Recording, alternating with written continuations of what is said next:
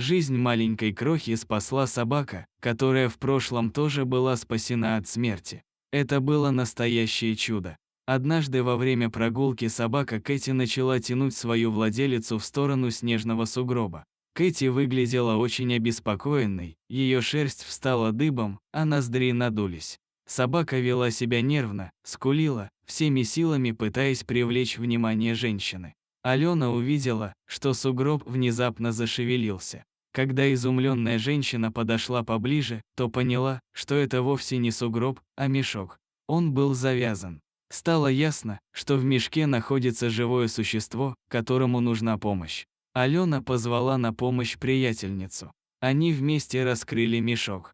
Внутри сидела собачка рыжего окраса. Она находилась в полумертвом состоянии. Было видно, что крохе очень плохо. Язык у малышки опух и посинел, он вывалился из пасти и не заходил обратно. Бедняжка даже могла держаться на ногах, она выползла из мешка, прилагая невероятные усилия. Подруги схватили бедняжку на руки и унесли в теплое место для согрева. Собака отличалась средним размером, но при этом была легкой, словно пушинка. Женщины искупали пострадавшую и начали пытаться ее покормить, но собачка оставалась безучастной. Она просто неподвижно сидела и смотрела в одну точку безо всякого интереса. Каждый раз мы поражаемся человеческой жестокости. Если решили избавиться от собаки, зачем делать это столь чудовищным образом? Ведь фактически у рыжей собачки не было шансов на выживание. То, что ее заметила Кэти, истинное чудо.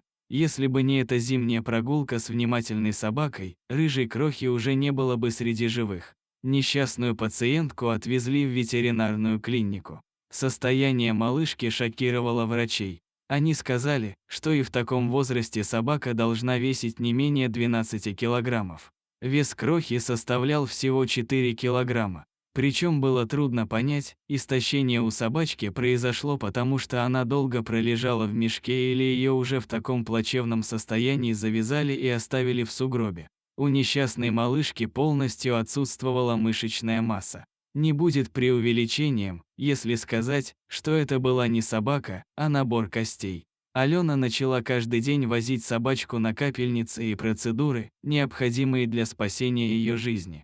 Поначалу Мася вообще не реагировала на то, что происходит вокруг. Она просто смотрела удивленным взглядом.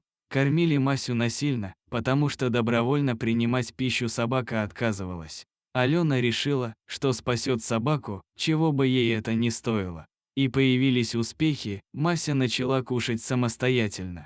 Потом она начала поднимать голову. Однако малышка по-прежнему не вставала. У нее не было сил даже сходить в туалет. Ешь и через несколько дней снова произошла маленькая победа. Мася самостоятельно поднялась на лапки. Правда, через пару секунд животное упало, но это уже можно было считать прорывом. Страхи Ирины относительно того, что Мася не сможет ходить, оказались ложными.